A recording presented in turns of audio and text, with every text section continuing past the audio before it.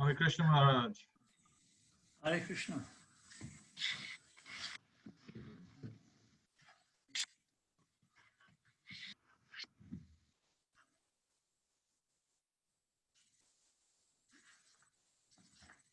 Where are we?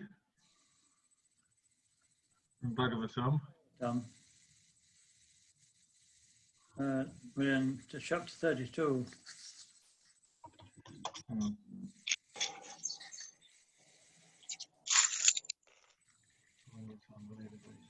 The canto, which canto? 3. Which chapter? Canto 3, yeah. Chapter 32. Chapter 32, yeah. The married, 20. 32. Entanglement in fruitive activities. I like it.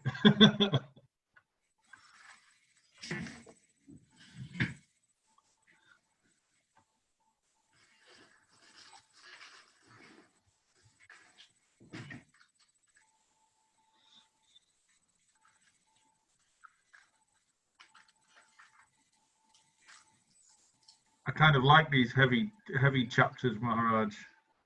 Why? No, I didn't used to, but I've grown to like them.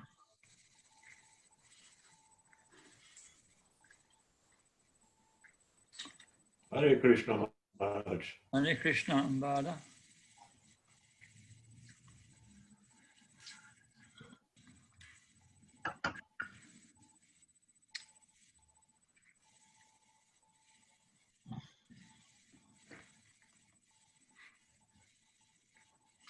Okay, we'll start then. It's Hare Krishna, Hare Daspu.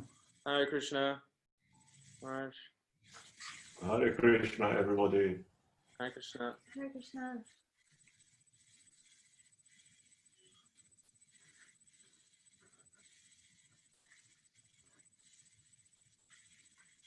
Okay, we can start.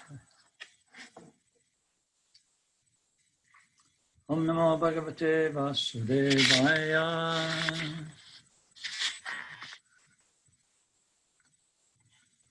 Om Namo Bhagavate Vasudevaya.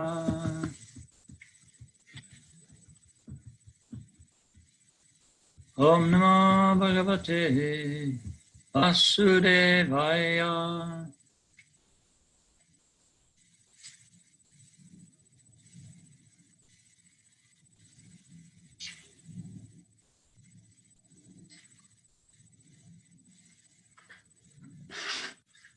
Hare Krishna. Hare Krishna Manji. So we didn't have one last week, so it's... Anybody remember what chapter we were on last time? 32, Maharaj? Yeah, 32, yeah.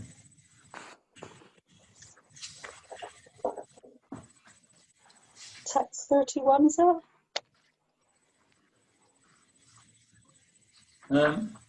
Well, we changed the subject in chapter 30. We were talking about devotional service in 29. And then we started talking about our Lord Kapiladev starts to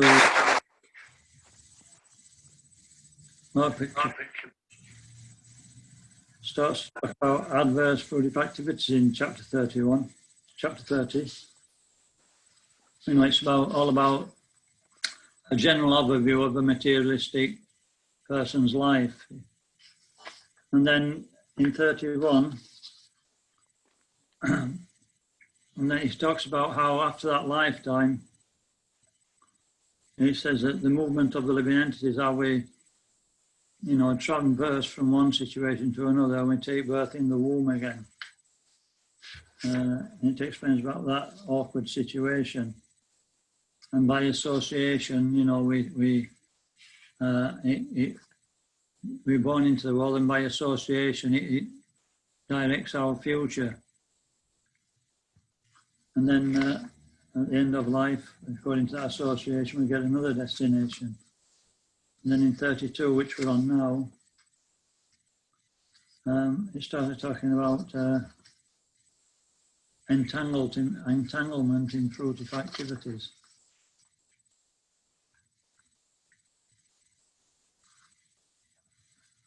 And basically, it's talking about the different processes of getting free from these fruitive activities and culminating in bhakti. Bhakti is the best. And now we're talking towards the end of the chapter, from text 27 to 31. This talks about Gyan.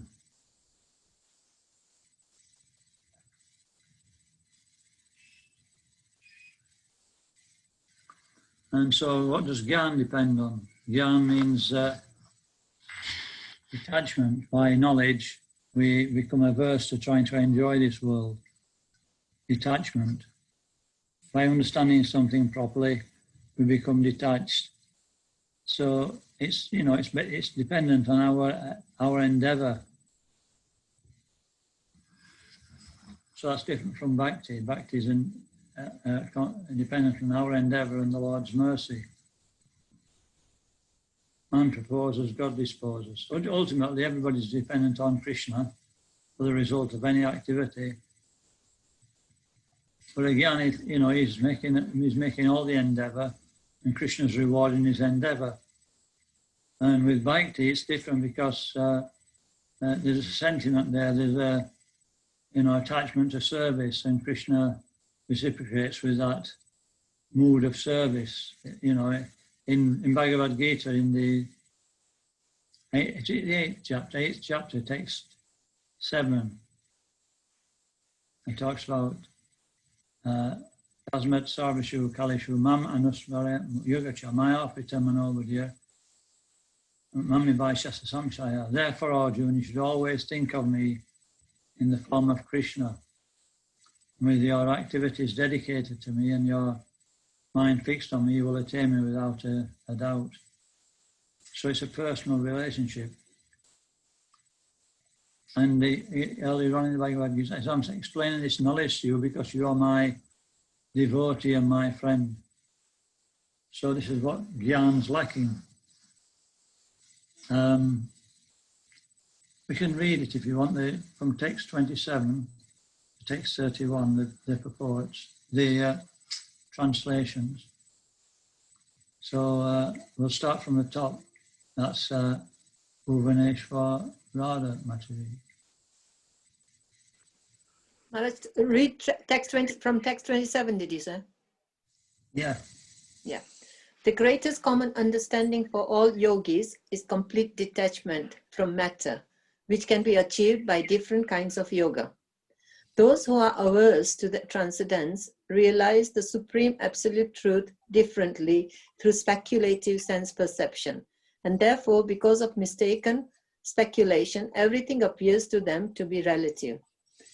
From the total energy, the Mahatattva, I have manifested the false ego, the three modes of material nature, the 5 material elements, the individual consciousness, the 11 senses, and the material body.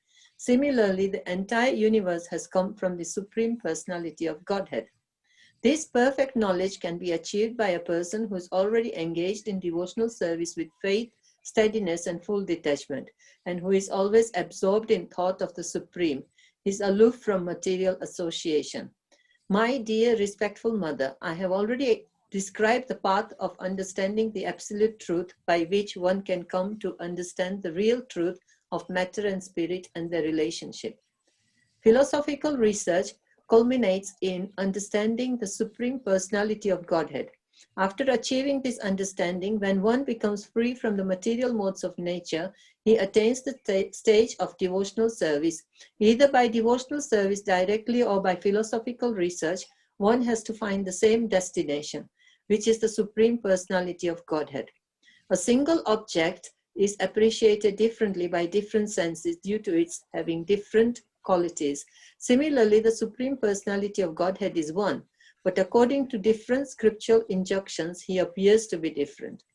By performing fruitive activities and sacrifices, by distributing charity, by performing austerities, by studying various literatures, by conducting philosophical research, by controlling the mind, by subduing the senses, by accepting the renounced order of life, by performing the prescribed duties of one's social order, by performing the different divisions of yoga practice, by performing devotional service, by exhibiting the process of devotional service containing the symptoms of both attachment and detachment, by understanding the science of self-realization, and by developing a strong sense of detachment, one who is expert in understanding the different processes of self-realization realizes the Supreme Personality of Godhead as he is represented in the material world as well as in transcendence. My dear mother. Where are you now? Where are you? Text 37. Have you been reading the purport? No, just the translations. Did you want me to read the purport? Well, you were supposed to start at 27. So, Okay. what have you been reading then? I have been just reading the translations. Where Okay, I'll from? read text 27. So, where are you now? I was on 37, but I can go back to 27 again. No, I said just read to 31, actually. Anyway, so from 32 to 30, so to 31 was Gyan, 27 to 31. And then up to, from 32 to 36, is talking Sorry, about Maharaj. Which chapter? 32. 32. Third canto. Anyway, We got the canto. We got the canto right. yeah, from 32 to 36, it talks about the various different paths. And there's a nice explanation here that I think I explained last time about milk. You can understand milk by hearing about it. You remember last time? By smelling it, by touching it. But, you know, really you can understand what milk is by tasting it. So these other processes of self-realization are like, you know, touching, seeing, smelling. But, you know, bhakti is like tasting. We can really understand transcendental existence by bhakti. The other processes are not so complete. We can understand a little, that's all. Okay. And we're nearly at the end. You might as well look at the last part from 37 is qualification to receive this knowledge. Okay. And carry on. You might read to text 43 now. Are you there? You've got to unmute your mic. Sorry, Maharaj. Right. Text 37. My dear mother, I've explained to you the process of devotional service and its identity in 4 different social divisions. I have explained to you as well how eternal time is chasing the living entities, although it is imperceptible to them. Text 38. There are varieties of material existence for the living entity according to the work he performs in ignorance or forgetfulness of his real identity. My dear mother, if anyone enters into that forgetfulness, he is unable to understand where his movements will end. 39. Lord Kapila continued, this instruction is not meant for the envious, for the agnostics, or for persons who are unclean in their behavior, nor is it for hypocrites or for persons who are proud of material possessions. Text 40, it is not to be instructed to persons who are too greedy and too attached to family life, nor to persons who are non-devotees and who are envious of the devotees and of the personality of Godhead. 41, instructions should be given to the faithful devotee who is respectful to the spiritual master, not envious, friendly to all kinds of living entities and eager to render service with faith and sincerity. 42, this instruction should be imparted by the spiritual master to persons who have taken the Supreme Personality of Godhead to be more dear than anything, who are not envious of anyone, who are perfectly cleansed, and who have developed detachment for that which is outside the purview of Krishna consciousness. 43. Anyone who once meditates upon me with faith and affection, who hears and chants about me, surely goes back home, back to Godhead. Thank you, Ma. Okay. So yeah, it's faith, isn't it? If we have faith and we hear with faith, that's the main qualification. And if we speak what we hear, then we achieve the abode of the Lord, it says. So, you know, that's our main process. I was listening to a tape by Prabhupada today, and he was speaking to Lieutenant Morsey. You remember Lieutenant Morsey? In the Science of Self-Realization. And he was asking how we could stop the crime, and Prabhupada was saying, you give us that empty building, and we'll hold kirtan and distribute prashadam. He says, and then it'll purify people's hearts, and then the crime will go down. He says, otherwise you're just wasting your time. I don't think he got the building, but, you know, it's simple. We can go out and Harinam, chant the holy name for people's benefit, or we can be present. What's the harm? And, you know, we get a different experience. And simple hearing, you know, we hear, we get up in the morning, chant our rounds, we hear, and we take prashadam. That's all. I was just reading about, we'll hear about Atri Muni in the next canto. He stood on one leg for thousands of years. You know, it's a little bit more difficult to do that. I think Catherine will know more about that. You know. Anyway, we've got the soft touch yoga. We've got a soft touch yoga. Okay, so that's the end of that chapter. So now we start the last chapter, which is 33. And this talks about, you know, how the activities of Lord Kapila and Devahuti. Now everything's been explained. Lord Kapila is going to leave Devahuti, and she's going to stay in that mansion that Kardama Muni built. Remember when they went on honeymoon throughout the universe? And she's going to perform austerities. And like that, so we can just read through the translations. So, Alka Kedia Mataji, can you start from text 1? This is the third chapter, 33rd. This is the third canto, 33rd chapter. I am very sorry, I do not have any information. I'm in a different place today. All right. Okay, so I'm seeing him, Mataji. Can you read? I can, I just got my machine, try to switch it down because it's very noisy. Here goes. Sri Maitreya said, thus Devahuti, the mother of Lord Kapila and wife of Kardama Muni, became freed from all ignorance concerning devotional service and transcendental knowledge. She offered her obeisances unto the Lord, the author of the basic principles of the Sankhya system of philosophy, which is the background of liberation, and she satisfied him with the following verses of prayer. Devahuti said, Brahmana is said to be unborn because he takes birth from the lotus flower which grows from your abdomen while you lie in the ocean at the bottom of the universe. But even Brahma simply meditated upon you, whose body is the source of unlimited universes. My dear Lord, although personally you have nothing to do, you have distributed your energies in the interactions of the material modes of nature, and for that reason the creation, maintenance and dissolution of the cosmic manifestation take place.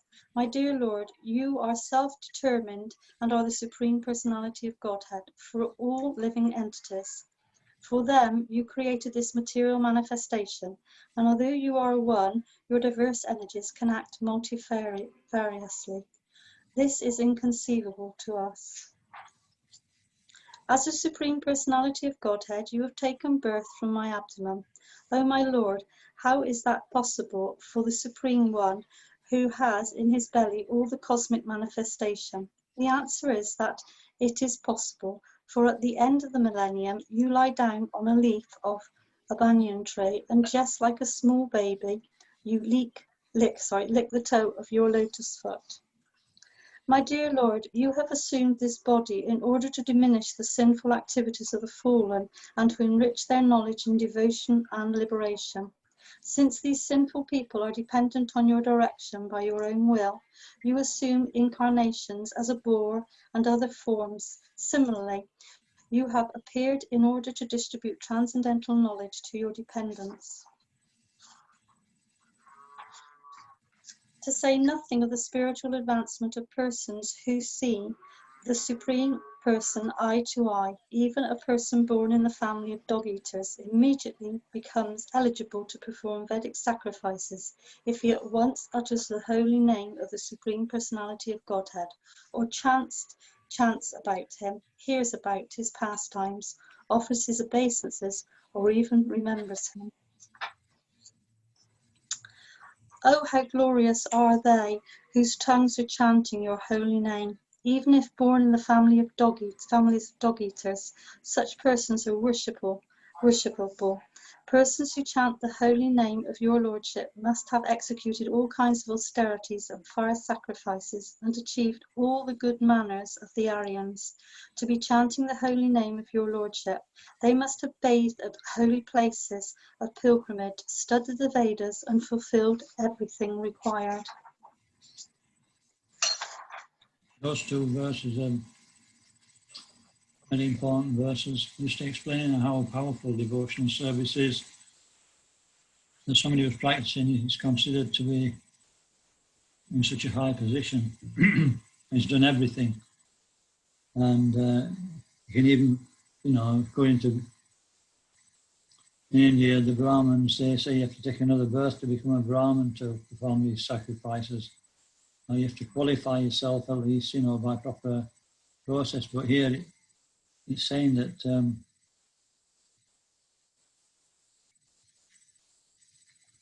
that if we just hear about chant Lord's name or remember him or offer obeisances, we become qualified.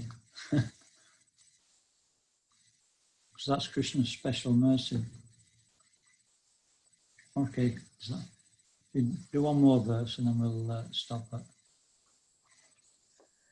I believe, my Lord, that you are Lord Vishnu himself under the name of Kapila, and you are the Supreme Personality of Godhead, the Supreme Brahman. The saints and sages, being freed from all the disturbances of the senses and mind, meditate upon you. For by your mercy only can one become free from the clutches of the three modes of material nature. At the time of dissolution, all the Vedas are sustained in you only. Hare Krishna. Okay, so these are Devahuti's prayers. And so next from 9 to 12, it talks about how Lord Kapila gives his final instructions to her. So who's next in reading? Haridas Prabhu. Text 9. Yep.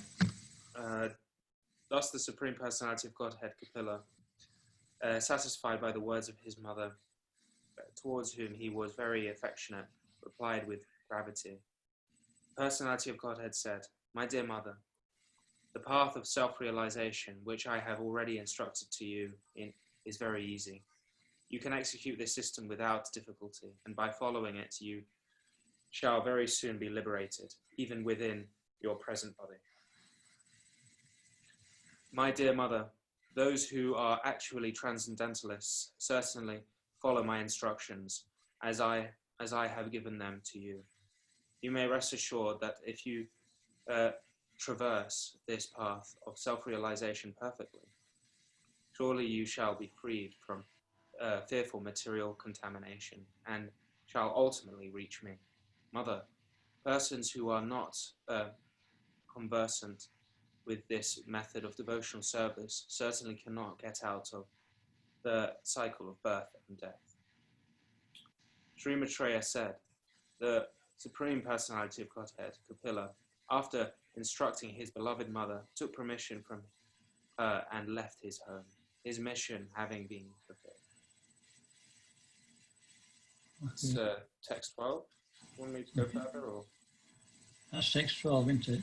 So yes, we can be liberated in the third, in the couple of verses earlier, said we can be liberated in this present body. So, you know, devotional service is actually liberation, as we explained previously. We can't understand how we're liberated, but we're actually acting on the liberated platform. They're not material activities. And we can see that who's performing these activities, only the devotees, nobody else is doing it. So, you know, it's Krishna's mercy that we're inclined. He sees the desire in the heart, and he assists us and gives us encouragement, gives us association.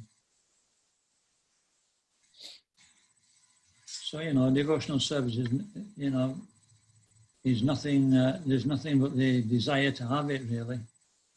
Depending on our desire, we can have devotional service, otherwise not. Okay, so Devahuti,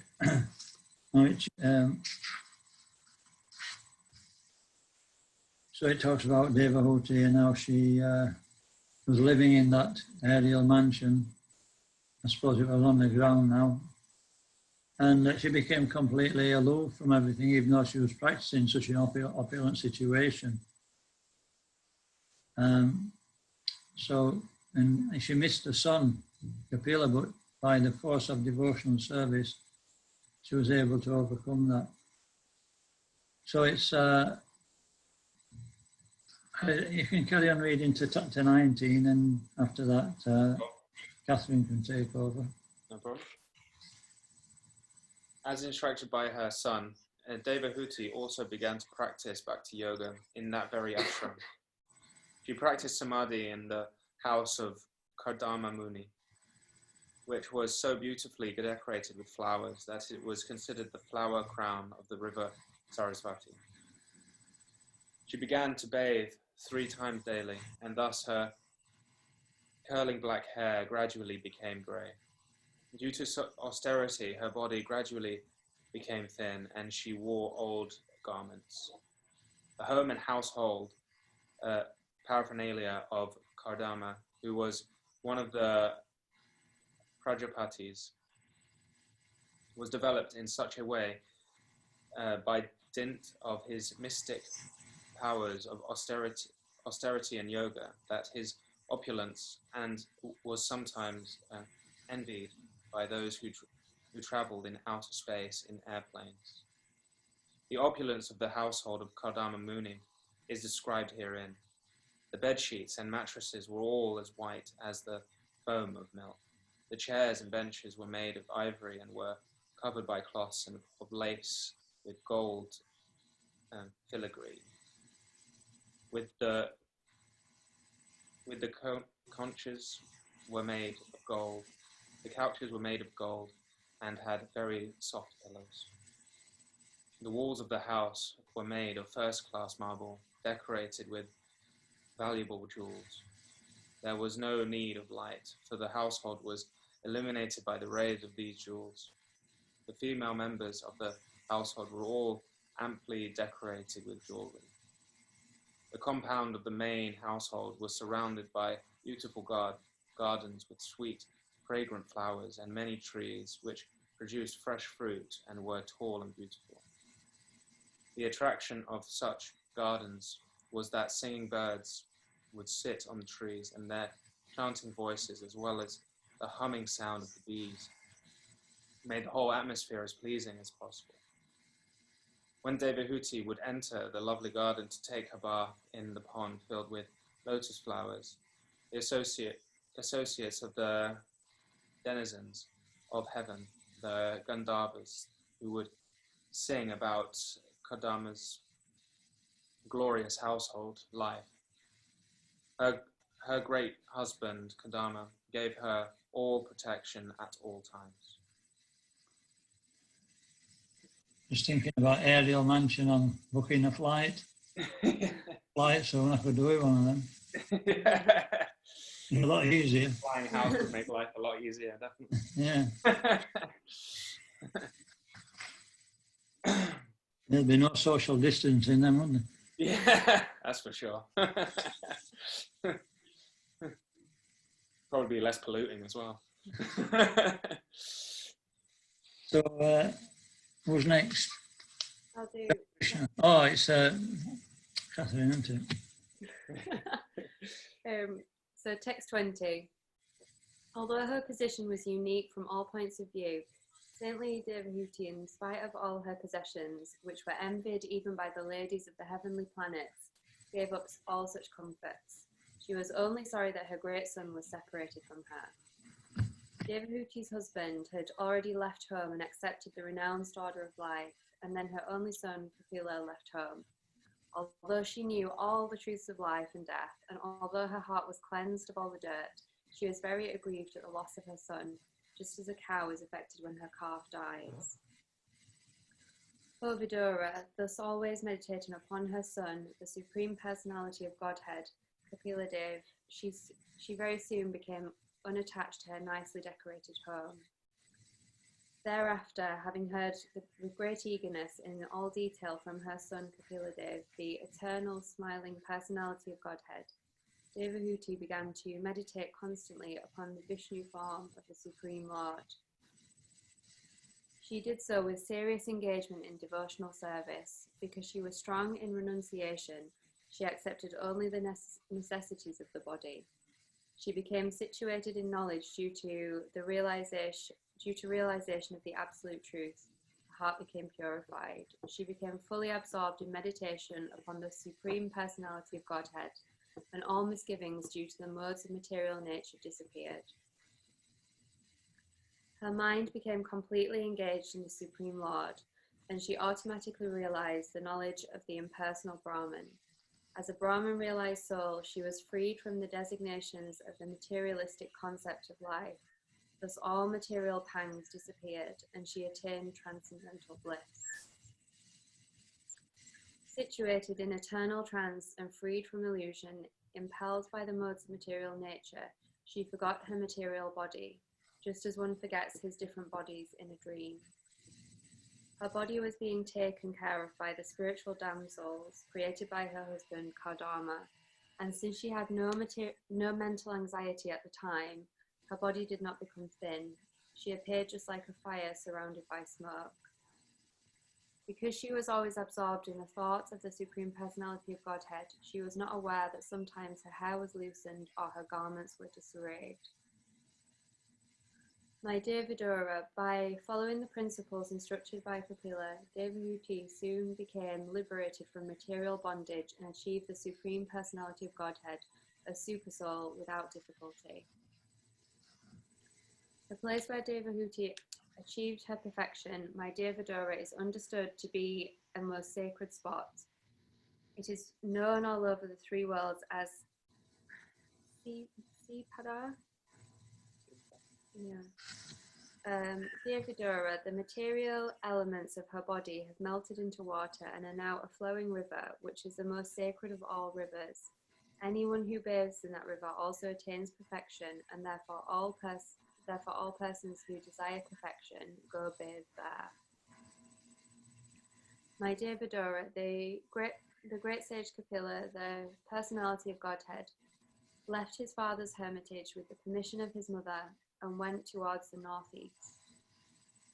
While he was passing in the northern direction, all the celestial denizens known as Karanas and Gardavas, as well as the munis and the damsels of the heavenly planets, prayed and offered him all respects. The ocean offered him oblations and a place of residence. Even now, Kapila Muni is staying there in trance for the deliverance of the conditioned souls in the three worlds, and all the acharyas, or great teachers of the system of Sankhya philosophy, are worshipping him. My dear son, since you have inquired from me, I have answered. O sinless ones, 1. The descriptions of Kapila Dev and his mother and their activities are the purest of all pure discourses. The description of the dealings of Kapila Dev and his mother is very confidential, and anyone who hears or reads this narration becomes a devotee of the Supreme Personality of Godhead, who is carried by Garuda, and he thereafter enters into the abode of the Supreme Lord to engage in the transcendental loving service of the Lord.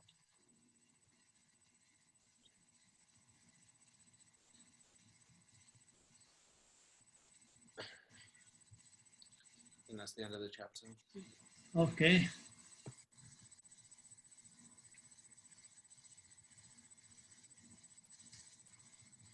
So the importance of reading these books, it says just by anyone who hears or reads this narration becomes a devotee of the Supreme Personality of Godhead, who is a carrier of Guru, and he therefore enters into the abode of the Supreme Lord to engage in transcendental loving service of the Lord.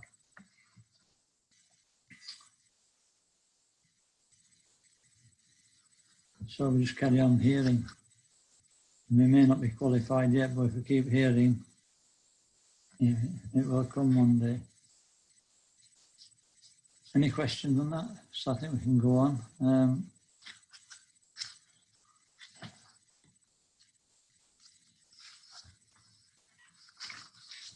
So we're starting a new canto, canto. So cantos 3 and 4 are the thighs of the Supreme Lord. Canto 1 and 2 are the feet. These are the thighs.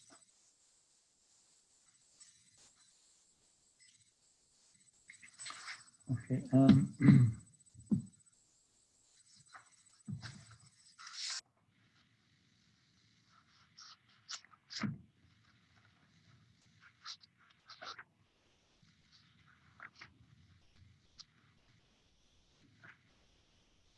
So what happened is that, if you remember, at the beginning of the third canto, Maitreya was asking, or Vidura was asking about Swayambhuva Manu.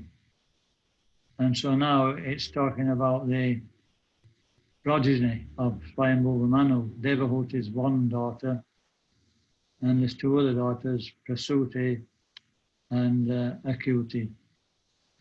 And so, this first chapter is called the genealogical table of the daughters of Manu.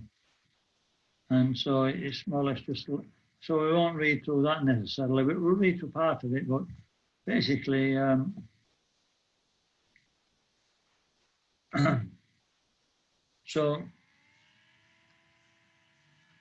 Swayambhuva had 3 daughters, which I've just mentioned, and 2 sons, Uttanapad and Priyavrata. And there were 6 kinds of living beings at that time. There was Manu himself, there was his sons, the demigods, there was Indra, the king of heaven, the great rishis like Marichi, and the Lord of Jagya, the Lord of Sacrifice, that's Vishnu himself. Sometimes they call that Indra, don't they? He's representative of the Supreme Personality of Godhead. Or sometimes they call it Indra Bhagavan, sorry, that's the wrong word. So basically,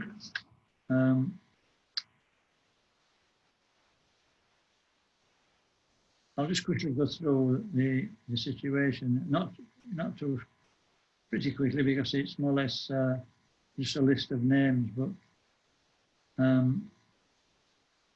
so Manu handed over Devahuti to Kardama Muni, which we just spoke about in the 3rd canto, and Prasuti was given to Daksha. So later on in this particular, very soon actually in the next chapter it'll start.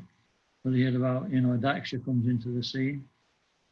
And the first daughter he gave to Acuti, he gave to Ruchi. and Ruchi and Oshiv, and they fathered the demigods. They call them Tushitas, like that. So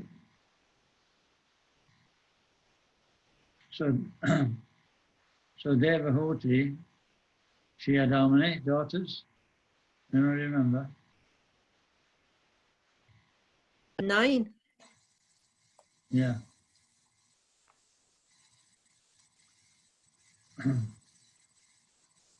So now we're going to hear about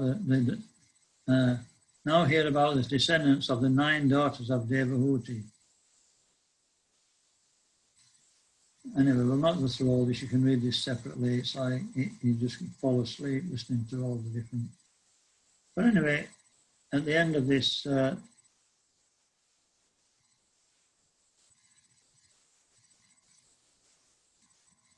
Atrimuni, he was from the daughter called Anasuya. So it gives specifically, and Atrimuni, as we were speaking, starting with text 16, we can read about Atrimuni's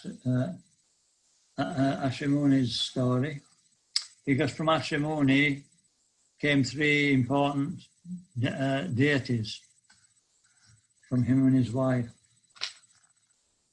That's Anasuya and Atri. So who's next reading? Jai Krishna, is it? Starting from 16? Yeah. Okay. Right. After hearing this, Vidura inquired from Maitreya, "My dear master, how is it that the 3 deities, Brahma, Vishnu and Shiva, who are the creator, maintainer and destroyer of the whole creation, became the offspring of the wife Atrimuni,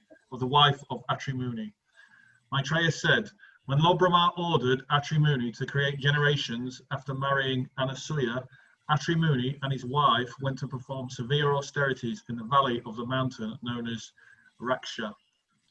In that mountain valley flows a river named Nirvindya. On the bank of the river are many asoka trees and other plants full of palasha flowers, and there is always the sweet sound of water flowing from a waterfall. The husband and wife reached that beautiful place. There the great sage concentrated his mind by the yogic breathing exercises, and thereby, controlling all attachment, he remained standing on one leg only, eating nothing but air, and stood there on one leg for 100 years. He was thinking, may the Lord of the universe, of whom I have taken shelter, kindly be pleased to offer me a son exactly like him.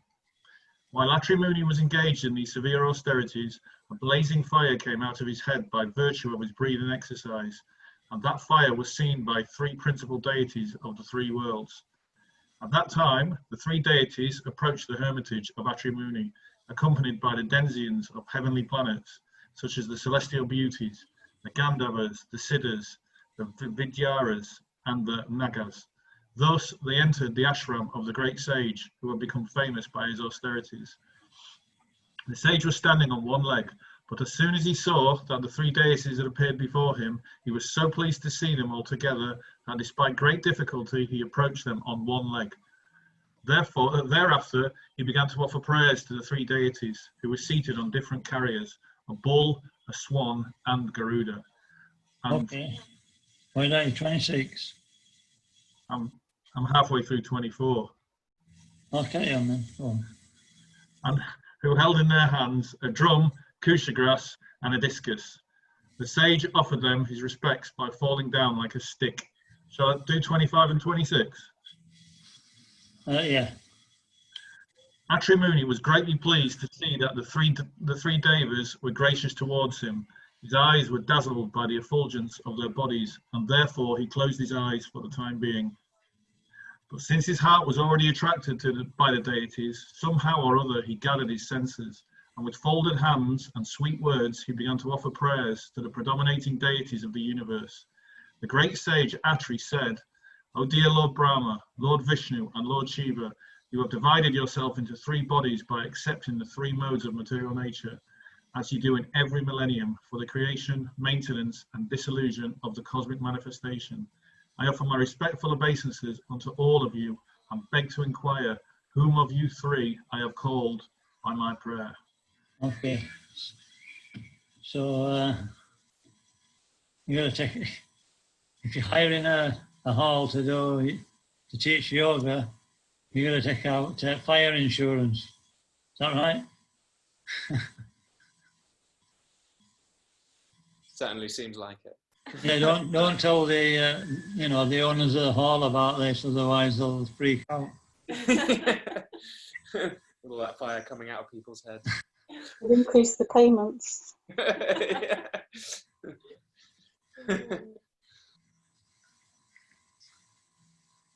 Yes, so he was in ignorance, as we're hearing a bit. He called for, these three Ishvara as the Lord of the universe, and they're actually all lords of the universe. One's a Lord of creation, one's Lord of maintenance, one's a Lord of destruction, so they all appeared. And he's asking, whom did I call? And so they didn't say anything because, they knew that you've called all of us actually by your prayer. And then later on he'll ask a more intelligent question. You see, he wasn't aware of who they were and the situation. So in 28, he'll start to say, so who's next? Karshana Prabhu. 28. I called for the Supreme Personality of Godhead, desiring a son like him, and I thought of him only. But although he is far beyond the mental speculation of man, all three of you have come here. Kindly let me know how you have come, for I am greatly bewildered about this. The great sage Maitreya continued. Upon hearing Atri Muni speak in that way, the three great deities smiled, and they replied in the following sweet words. Three deities told Atri Muni, Dear Brahmana, you are perfect in your determination, and therefore, as you have decided, so it will happen. It will not happen otherwise. We are all the same person upon whom you were meditating, and therefore we have all come to you. You will have sons who will represent a partial manifestation of our potency. And because we desire all good fortune for you, those sons will glorify your reputation throughout the world. Thus, while the couple looked on, the three deities, Brahma, Vishnu, and Maheshvara, disappeared from that place after bestowing upon Atri Muni the benediction. Thereafter, from the partial representation of Brahma, the moon god was born of them. And from the partial representation of Vishnu, the great mystic Maitreya was born. And from the partial representation of Shankara, Lord Shiva, Durvasa was born. Now you may hear from me of the many sons of Angira. Angira's wife, Shraddha, gave birth to 4 daughters named Sindivali, Kuhu, Raka, and Anumati. Besides these 4 daughters, she also had 2 other sons. One of them was known as Uttatya, and the other was the learned scholar Brihaspati. Pulastya begot in his wife Happy Bribuni. You don't have to go through all this. This is, yeah. So we go to 46 to 47. You can start at 46. He's a Shruti. Okay. My dear Vidura, the population of the universe was thus increased by descendants of these sages and the daughters of Kardama. Anyone who hears the descriptions of this dynasty with faith will be relieved from all sinful reactions. Another of Manu's daughters, known as Prasuti, married the son of Brahman named Daksha. Daksha begot 16 very beautiful daughters with lotus-like eyes in his wife Prasuti. Of these 16 daughters, 13 were given in marriage to Dharma, and 1 daughter was given to Agni. One of the remaining 2 daughters was given in charity to the Pitriloka, where she resides very amicably and the other was given to Lord Shiva, who is the deliverer of sinful persons from the material entanglement. The names of the 13 daughters of Daksha, who were given to Dharma to Shraddha, are Shraddha, Maitri, Daya, Shanta, Tushti, Pushti, Kriya, Unati, Buddhi, Meda, Titiksha, Hiri, and Murti. These 13 daughters produced the following sons.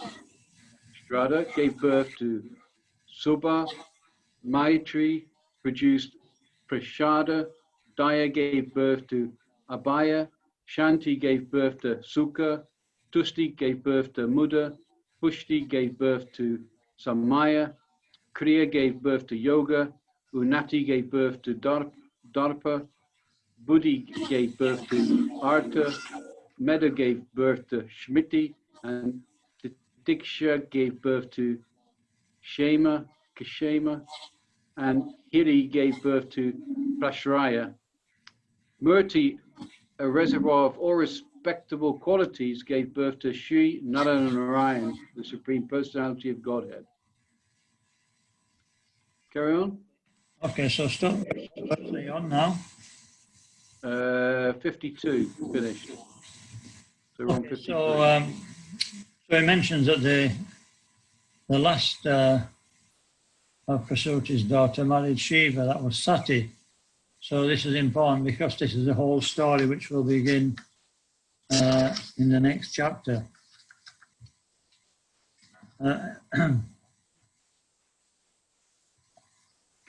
Okay, so Nara and Narayan. These were from 53. Yeah. 13 sons, my 13 were from the marriage of 13 daughters with Dharma. And the last one was Nara, Narayan, respectively. Okay, so that's another important situation. It talks about Nara Narayan, who Nara Narayan is. Appearance of Nara Narayan Rishi. So that starts at 53.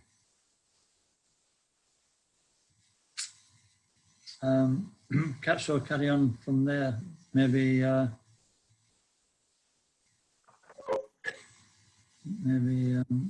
Ahara can read 53. On the occasion of the appearance of Narayana, the entire world was full of joy. Everyone's mind became tranquil, and thus, in all directions, the air, the rivers, and the mountains became pleasant. In the heavenly planets, bands began to play, and they showered flowers from the sky. The pacified sages chanted Vedic prayers. The denizens of heaven, known as the Gandharvas and Kinnaras, sang. The beautiful damsels of the heavenly planets danced, and in this way, at the time of the appearance of Narayana, all signs of good fortune were visible. Just at that time, great demigods like Brahma also offered their respectful prayers. The demigod said, "Let us offer our respectful obeisances unto the transcendental personality of Godhead, who created as his external energy this cosmic manifestation, which is situated in him, as the air and clouds are situated in space, and who has now appeared in the form of Nara Narayan Rishi in the house of Dharma. Let that Supreme Personality of Godhead, who is understood by truly authorized Vedic literature, who has created peace and prosperity to destroy all calamities of the created world, be kind enough to bestow his glance upon the demigods. His merciful glance can supersede the beauty of the spotless lotus flower, which is the home of the goddess of fortune." Maitreya said, "O Vidura, does the demigods worship with prayers the Supreme Personality of Godhead appearing as the sage Narayana?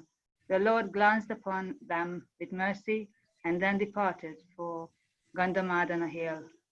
That Narayan Rishi, who is a partial expansion of Krishna, has now appeared in the dynasties of Yadu and Kuru in the forms of Krishna and Arjuna respectively to mitigate the burden of the world. The predominating deity of fire begot in his wife Swaha 3 children named Pavaka, Pavamana, and Shuchi, who exist by eating the oblations offered to the fire of sacrifice. From those 3 sons, another 45 descendants were generated, who are also fire gods. The total number of fire gods is therefore 49, including the fathers and the grandfather. These 49 fire gods are the beneficiaries of the oblations offered in the Vedic sacrificial fire by impersonalist brahmanas. The Agnisvatas, the Barhishadas, the Somyas, and the Ajyapas are the Pitas. They are either Sagnika or Niragnika. The wife of all these Pitas is Svadha, who is the daughter of King Daksha. Svadha, who was offered to the Pitas, begot 2 daughters named Vayuna and Dharini, both of whom were impersonalists and were expert in transcendental and Vedic knowledge. The 16th daughter, whose name was Sati, was the wife of Lord Shiva. She could not produce a child, although she was faithfully engaged in the service of her husband. The reason is that Sati's father, Daksha, used to rebuke Lord Shiva in spite of Shiva's faultlessness. Consequently, before attaining a mature age, Sati gave up her body by dint of yogic mystic power. That's the end of the... So that, so now, you know, Vidura will ask, what was all that about? Why did Sati, you know, such a chaste lady and such a great devotee, and Daksha, you know, a very elevated demigod of Prajapati, you know, surely they should be above all this. What, you know, he doesn't even know what's happened, but she actually immolated herself. She performed mystic yoga and burst into flames. So why did she take her life? So this conversation starts in the 2nd chapter. So we'll quickly, so there's Mahatma and Mvada to read, so we'll just give them a little bit of reading each. I think everybody else has read. So, so Mahatma, Mahamanta, sorry. Is that a Derbyshire hat? Oh, it's a flat cap, so I'm not sure. It's probably Yorkshire, isn't it? I've culturally appropriated you. Yeah. Okay. Vidura inquired, why was Daksha, who was so affectionate towards his daughter, envious of Lord Shiva, who is the best among the gentle? Why did he neglect his daughter Sati? Lord Shiva, the spiritual master of the entire world, is free from enmity, is a peaceful personality, and is always satisfied in himself. He is the greatest among the demigods. How is it possible that Daksha could be inimical towards such an auspicious personality?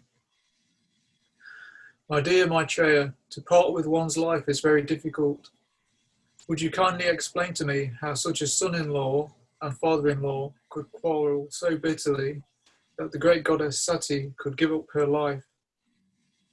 The sage Maitreya said, in a former time, the leaders of the universal creation performed a great sacrifice in which all the great sages, philosophers, demigods, and fire gods assembled with their followers.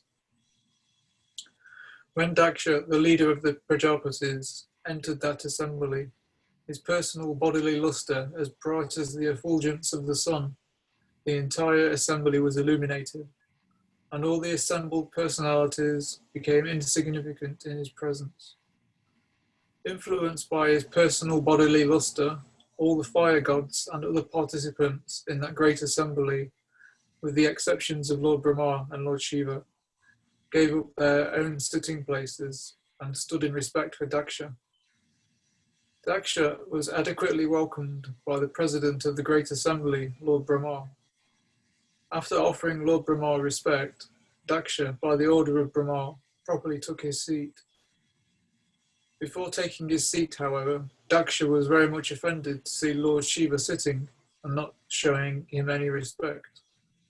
At that time, Daksha became greatly angry, and his eyes glowing, he began to speak very strongly against Lord Shiva. Okay. So, Amvada, can you read from 9. Yes, Maharaj. All sages, brahmanas, and fire gods present, please hear me with attention.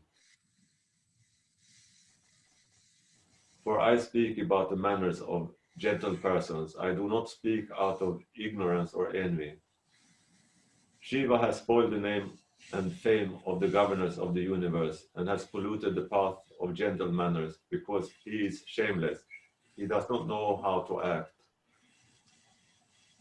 He has already accepted himself as my subordinate by marrying my daughter in the presence of fire and brahmanas. He has married my daughter, who is equal to Gayatri, and has pretended to be just like an honest person. He has eyes like a monkey's, yet he was of a deer cub. Nevertheless, he did not stand up to receive me, nor did he think it fit to welcome me with sweet words. I had no desire to give my daughter to a person who has broken all rules of civility because of not observing the required rules and regulation. He is impure, but I was obliged to hand over my daughter to him just as one teaches the message of the Vedas to a Sudra. He lives in filthy places like crematoriums, and his companions are the ghosts and demons, naked like a madman, sometimes laughing and sometimes crying. He smears crematorium ashes all over his body. He does not bath regularly, and he ornaments his body with a garland of skulls and bones. Therefore, only in name is he Shiva, or auspicious. Actually, he is the most mad, inauspicious creature. Thus, he is very dear to crazy beings in the gross mode of ignorance, and he is their leader. On the request of Lord Brahma, I handed over my chaste daughter to him, although he is devoid of all cleanliness and his heart is filled with nasty things. The sage Maitreya continued, thus Daksha, seeing Lord Shiva sitting as if against him, washed his hands and mouth and cursed him in the following words. The demigods are liable to share in oblations of sacrifice, but Lord Shiva, who is the lowest of all the demigods, should not have a share. Maitreya continued, my dear Vidura, in spite of the request of all the members of the sacrificial assembly, Daksha, in great anger, cursed Lord Shiva and then left the assembly and went back to his home. Upon understanding that Lord Shiva had been cursed, Nandishvara, Okay. one of God, I think we can stop there because it's a new section, and it's where, you know, there's some cursing and counter cursing. And so you can read that next week. But it talks about this, you know, that we'll speak about it next week anyway, like why Daksha was feeling like that.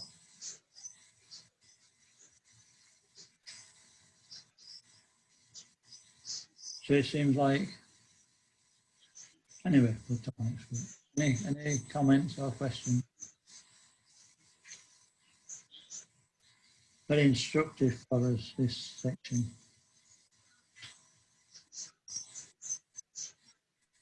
You know, even great personalities like Daksha, they can actually become angry. And that energy is so powerful.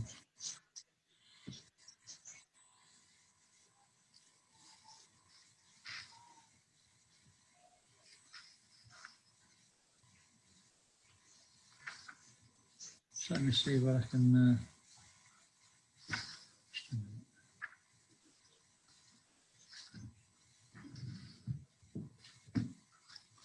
some information here.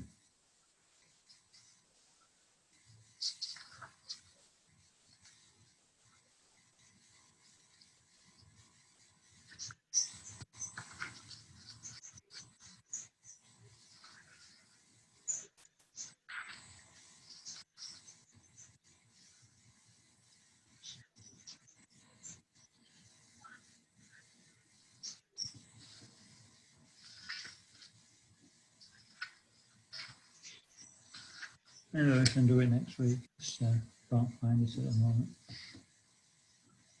Okay, so thanks for coming together again. Next week we can start at 7 again on Thursday. And we'll start from